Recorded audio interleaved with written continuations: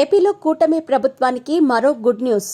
చంద్రబాబు అలా ఢిల్లీ వెళ్లి వచ్చారో లేదో మరో కీలక ప్రాజెక్టుకి కేంద్ర ప్రభుత్వం గ్రీన్ సిగ్నల్ ఇచ్చింది. 5 దశాబ్దాల ఎదురుచూపులకు ఎట్టకేలకు మోక్షం కలిగింది. విశాఖ ప్రత్యేక రైల్వే జోన్ ప్రకటించింది కేంద్రం. వీలైనంత త్వరగా రైల్వే జోన్ పనులను మొదలు పెడతామని కేంద్ర రైల్వే శాఖ మంత్రి అశ్విని వైష్ణవ్ తెలిపారు. రైల్వే జోన్కు ఇప్పటివరకు ఉన్న అడ్డంకులు తొలగిపోయాయని కూడా చెప్పుకొచ్చారు. ఏపీ ప్రజల ఆకాంక్షలు అతి త్వరలో నెరవేరబోతున్నాయని కూడా వెల్లడించారు. ఏపీలో రైల్వే జోన్ ఏర్పాటుకు రాష్ట్ర ప్రభుత్వం సహకారం కూడా పూర్తి స్థాయిలో ఉందని చెప్పుకొచ్చారు. రైల్వే జోన్ నిర్మాణ పనులు వేగంగా మొదలు పెడతామని వివరించారు. దానికి అవసరమైన అన్ని రకాల సన్నాహాలతో కేంద్రం సిద్ధంగా ఉందని కూడా ప్రకటించారు. కేంద్ర రాష్ట్ర ప్రభుత్వాల మధ్య సానుకూలంగా చర్చలు జరిగాయని వెల్లడించారు. రైల్వే జోన్కు భూ కేటాయింపులు, ఇతర అంశాల మీద కూడా పూర్తి స్థాయిలో స్పష్టత వచ్చిందని రైల్వే శాఖ మంత్రి ప్రకటించడం విశేషం.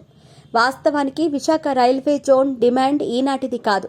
1970లో ఆనాటి విశాఖ ఎంపీ తెన్నేటి విశ్వనాథం తొలుత ఈ డిమాండ్ తెరపైకి తెచ్చారు.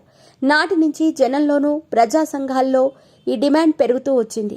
1990లో దేశవ్యాప్తంగా రైల్వే జోన్లు ఏర్పాటైనప్పుడు విశాఖను ప్రకటించకపోవటం రాష్ట్ర ప్రజలను నిరాశపరిచింది. 2014లో రాష్ట్ర విభజన జరిగింది. రైల్వే పరంగా ఏపీకి ఇబ్బందుల దృష్ట్యా ప్రత్యేక రైల్వే జోన్ ఇవ్వాలని విభజన హామీల్లో పొందుపరిచారు. గత 10 ఏళ్లుగా రైల్వే జోన్ అంశం హామీగానే మిగిలిపోయింది. కేంద్ర ప్రభుత్వం మంజూరుకు ముందుకొచ్చినా జగన్ సర్కార్ పెద్దగా స్పందించలేదన్న విమర్శలు వచ్చాయి.